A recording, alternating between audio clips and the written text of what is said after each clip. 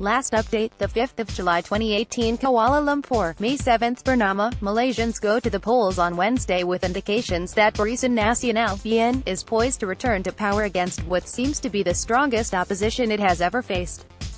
Leading the BN charge in the 14th general election, GE14, dubbed the "mother of all elections," is Prime Minister and Coalition Chairman Datuk Seri Najib Razak, who is leaving nothing to chance in the effort to secure a favourable outcome for BN in the election.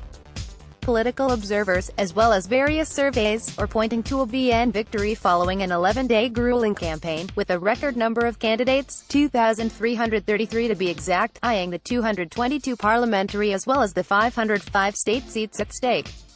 At nomination, BN won the Ranto state seat in Negeri Sembilan unopposed.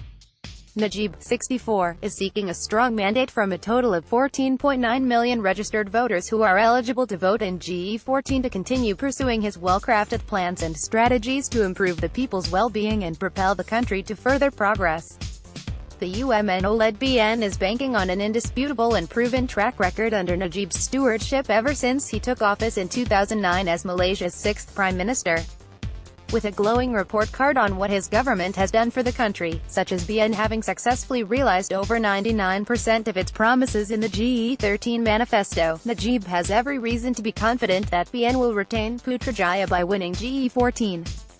BN has also drawn up a well-thought-out manifesto for GE14 that economists describe as forward-looking and realistic, that spells better things to come for all Malaysians and the country as a whole. Najib, who has been making a convincing case for a BN government to continue helming Malaysia, also attributed his confidence in a good BN, adding this time around to what he described as phenomenal support from the people all across the country. He took exception to claims that BN gatherings had not been well received, countering them on social media platforms with pictures of well-attended events awash in a sea of the BN's dark blue. University Sains Malaysia, USM, political scientist Professor Dr. Sivamurugan Pandian predicted that BN would prevail just like in 2013, with the 13-party coalition retaining the status quo in the parliamentary seats. With fixed deposits in Sabah and Sarawak, the GE14 results should be almost the same as before, he said.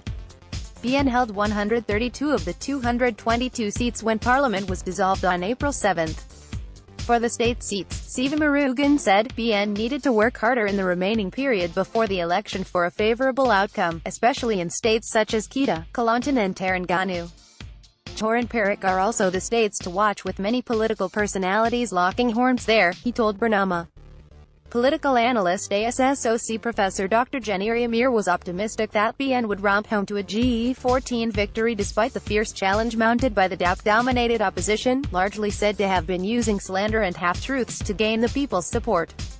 He said a positive BN outing was possible, thanks to its more efficient election machinery and, more importantly, a proven track record of delivery and a more convincing election manifesto compared to the opposition's. Rural voters are also largely in favor of the BN, he said, adding that the fixed deposit states like Sarawak would also prove to be an advantage for BN. A survey by pollster Merdeka Center also pointed to GE14 returning BN to power, with the coalition having steered Malaysia for the past 6 decades.